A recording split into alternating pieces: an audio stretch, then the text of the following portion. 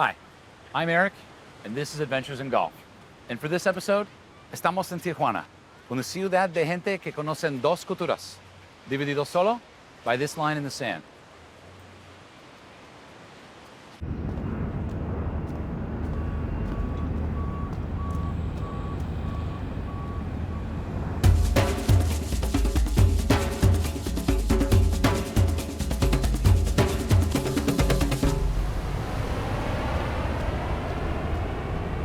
Welcome aboard.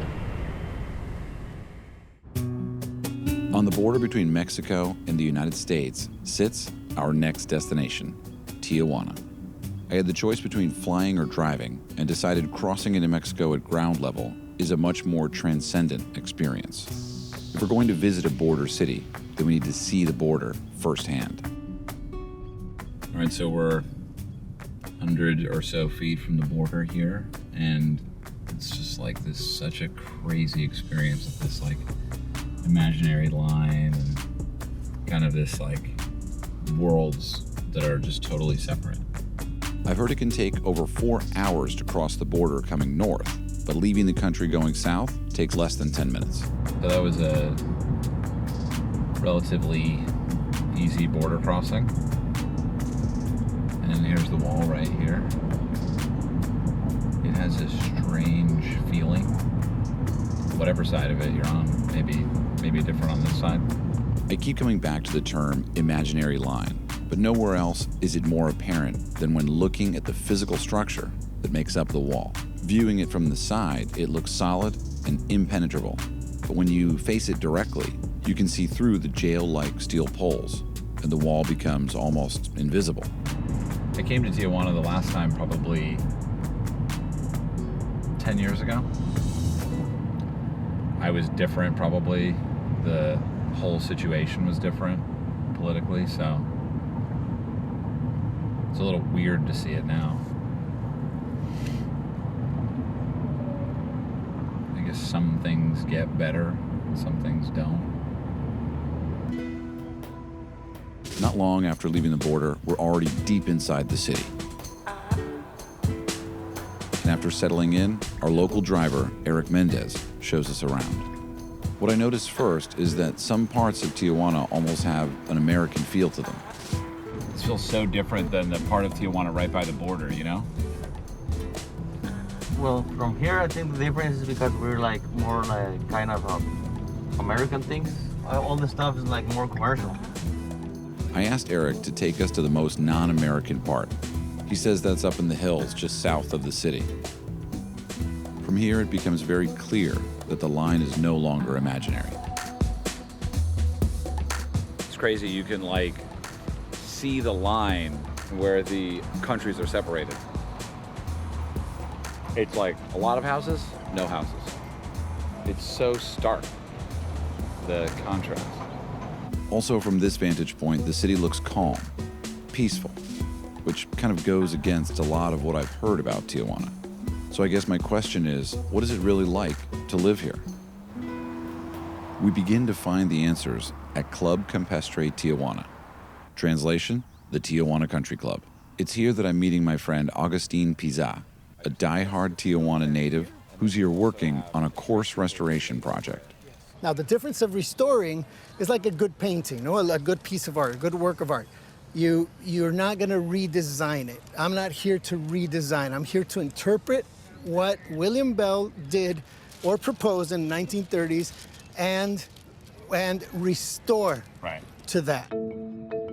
Over the past 20 plus years, Agustin has become a highly sought after golf course architect. I really like 13 because, the tee box asks you for a fade, and then the second shot asks you for a draw. I really like that. Is that currently the way it's represented? No, that's what we want to accomplish. His credits include being the first Latin American to earn a master's degree in golf course architecture from Edinburgh University in Scotland. If we begin the restoration by doing one hole, this is where I would begin. Focusing on course sustainability, he has more awards than I'm going to list, and he's worked on over 60 courses on 3 different continents.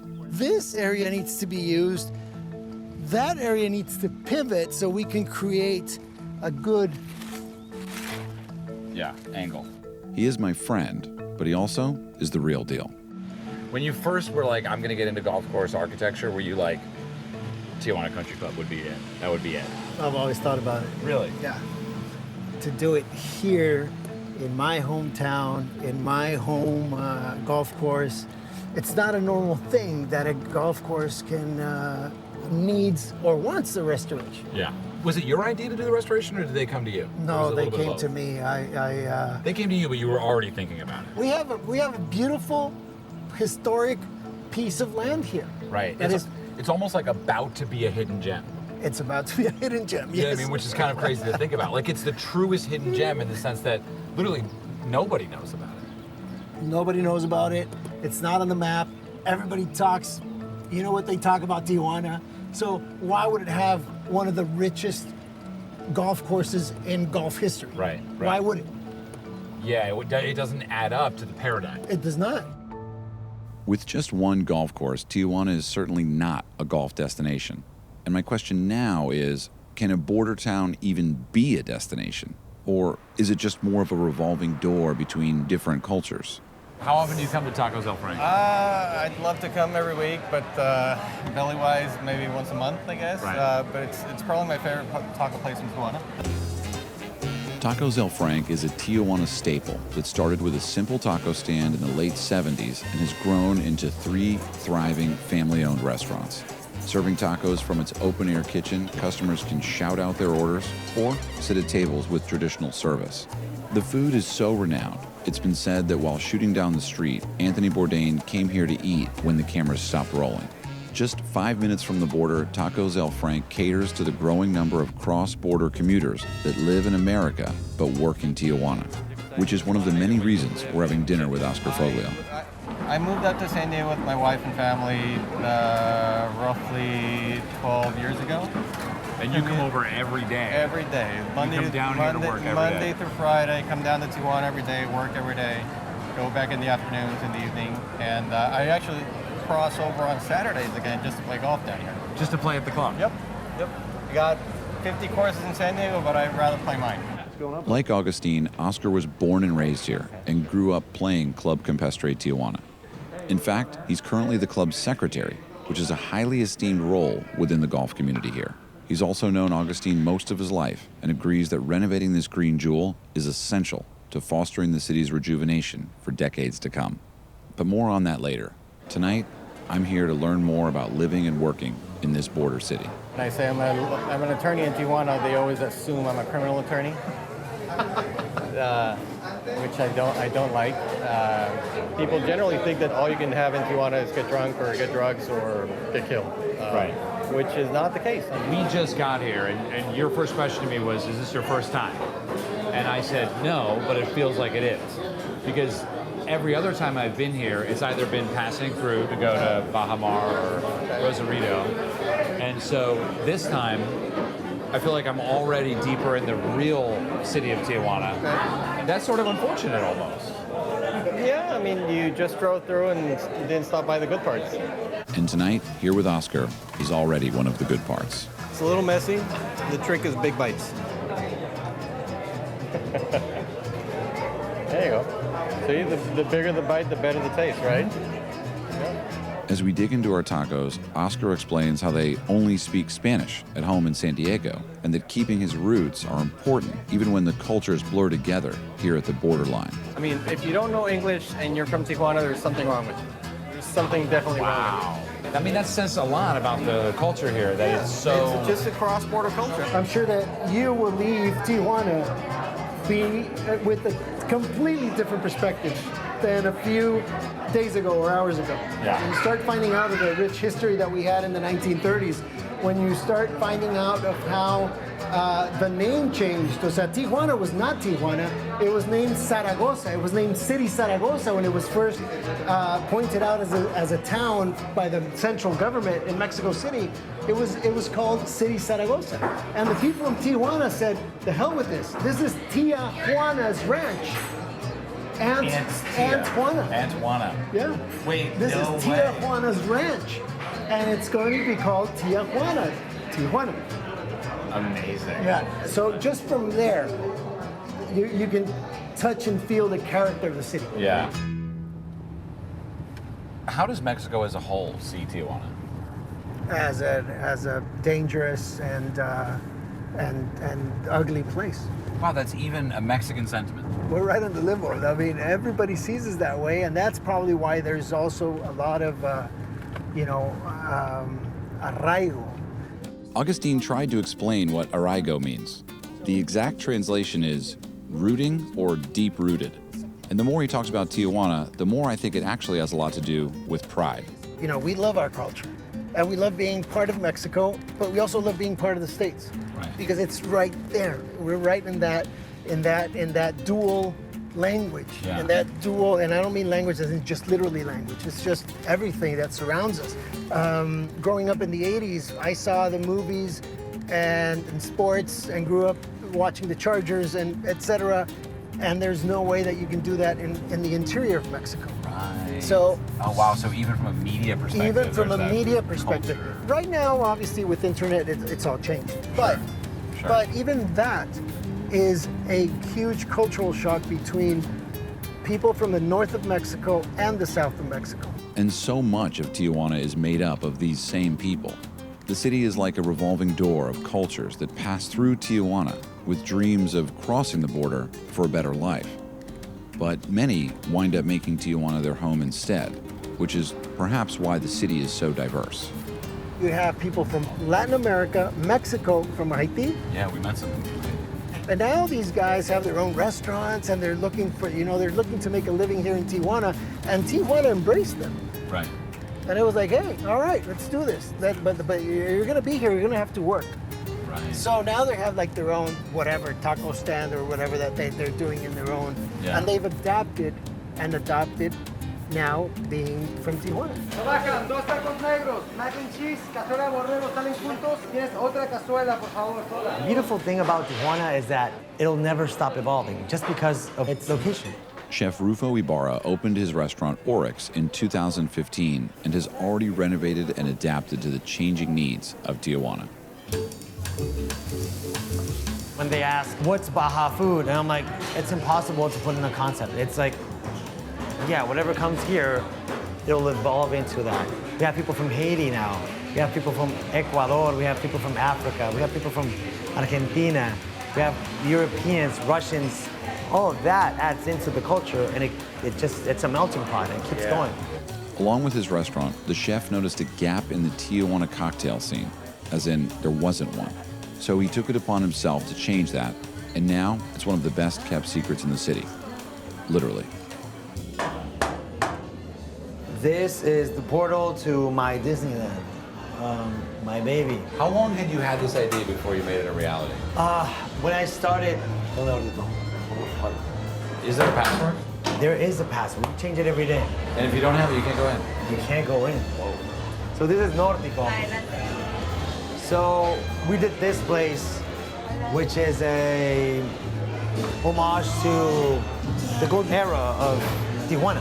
Now the secret entrance and password makes sense. Designed to be a speakeasy, everything from the bar to the pictures on the wall are a nod to prohibition. That man right there, President Hoover, he made this happen. So prohibition started in the States, and then celebrities, mobsters, politicians, everybody was in Tijuana.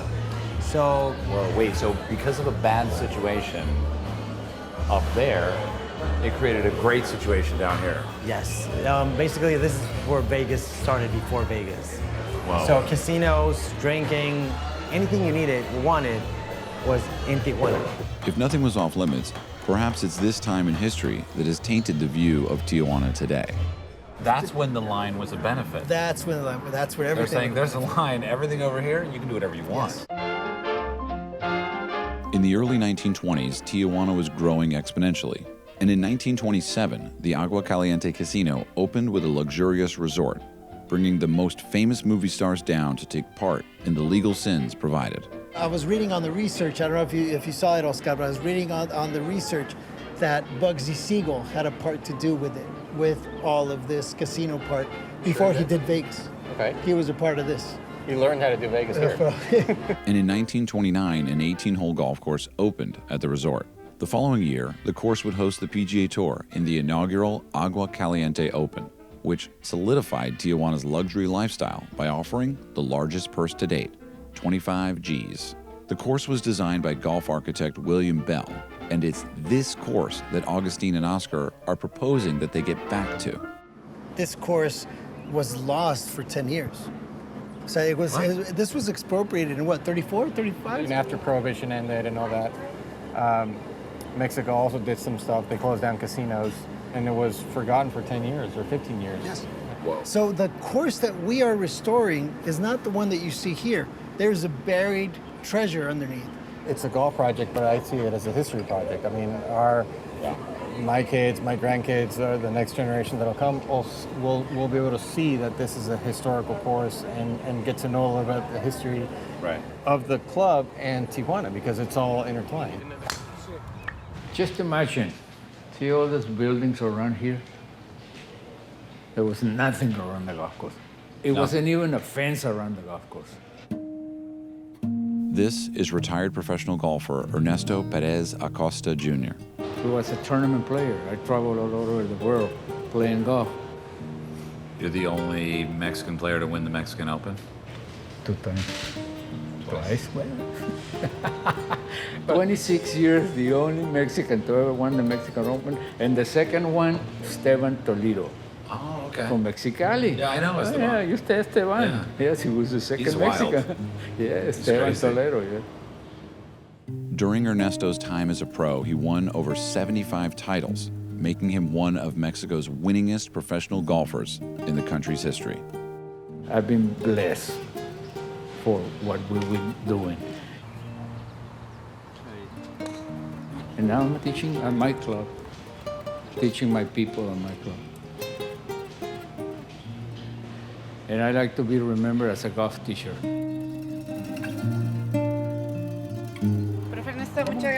Erensto is inspired to pay it forward and give the youth of Tijuana the same opportunity to play that he was given when he was young. When do you remember first playing golf? I was 9 years old.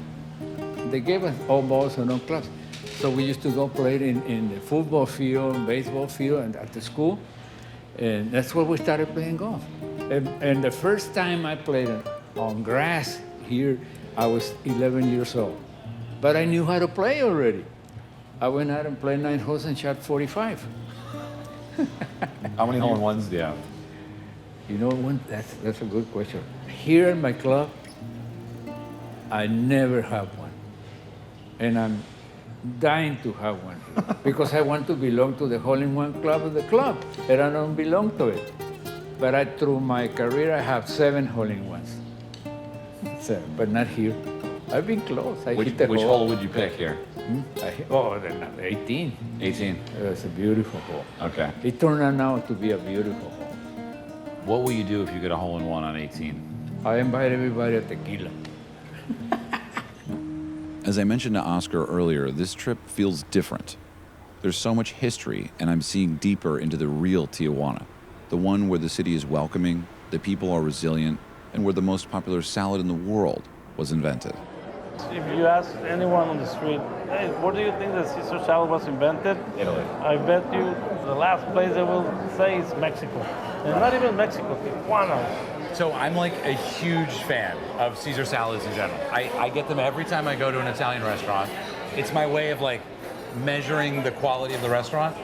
So I'm glad you guys here. You're gonna try it, and then you can tell me if it's good or bad. I can't wait. I can't wait. The story of the Caesar salad goes like this. In 1927, Italian immigrant Cesare Cardini, chef and owner of Caesar's restaurant, wanted to treat some friends for dinner. But when he went in the kitchen, there wasn't much to offer. Settling for a quick appetizer, he used what was there. He placed some lettuce in a bowl and prepared dressing with the ingredients available. We now know it was a hit, and it became the salad that bears his name.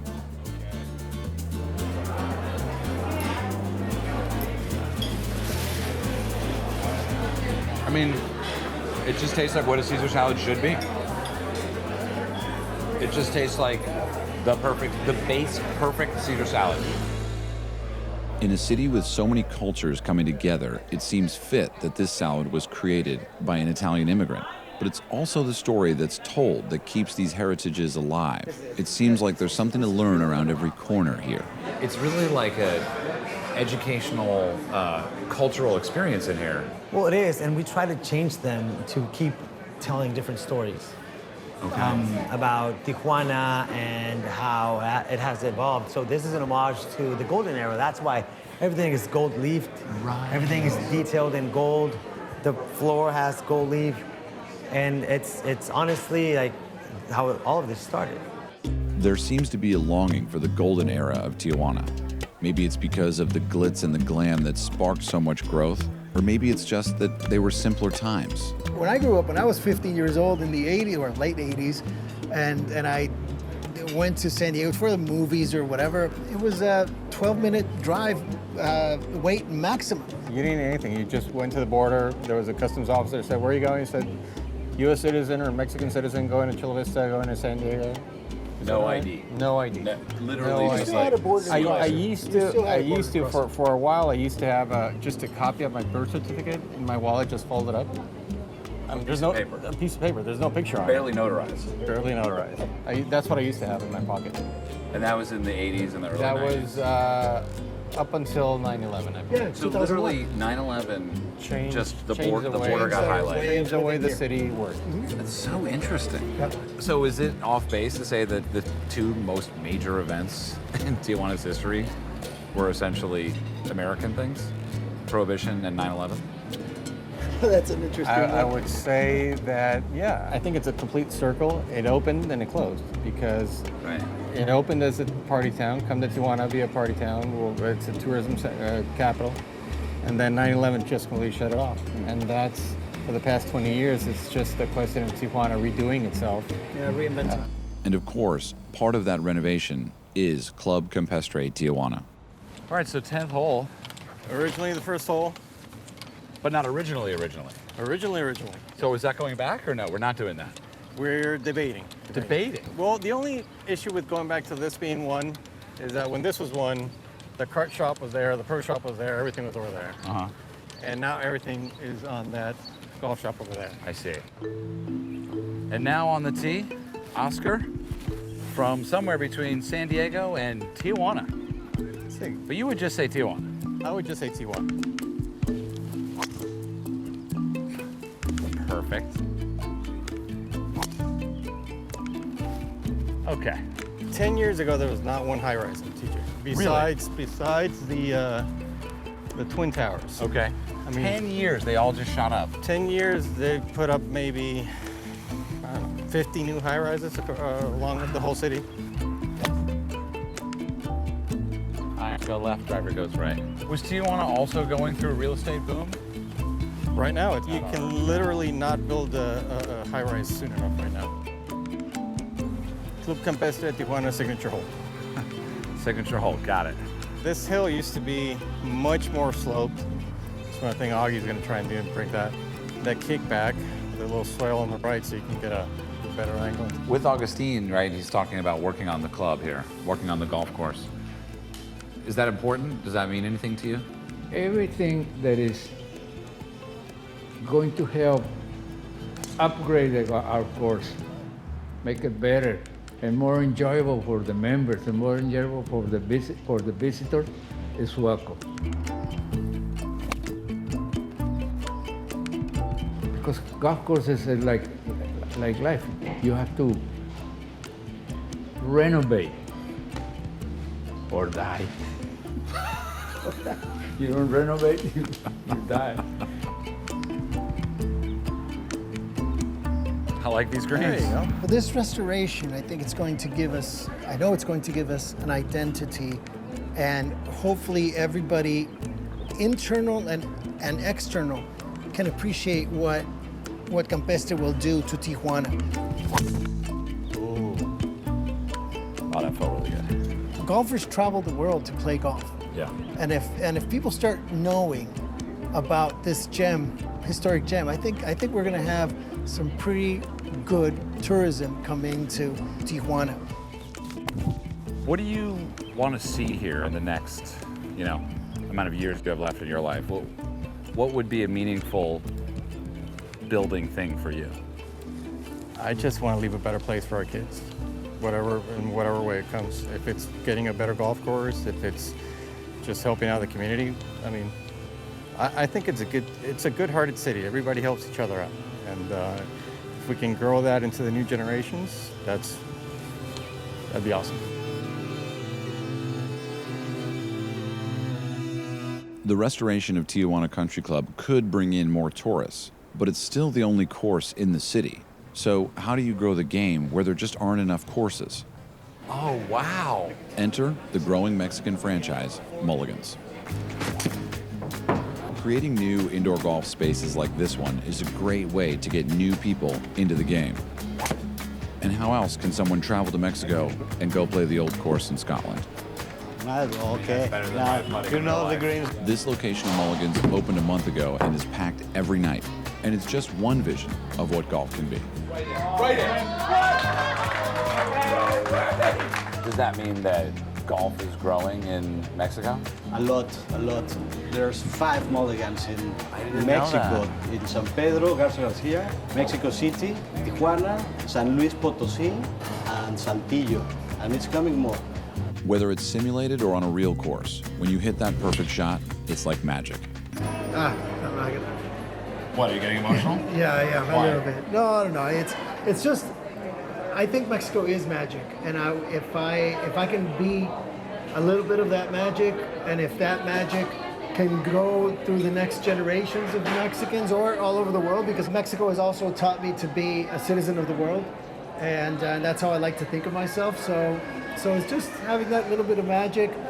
It's being able to be part of that magic, but also being able to give back to that magic is I think the key part, and that's how I would love to live my life. We all live for a dream.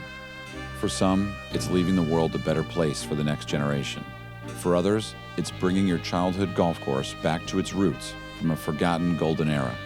And for one man, it's hitting that perfect shot on the last hole of your home course where you learn to play the game.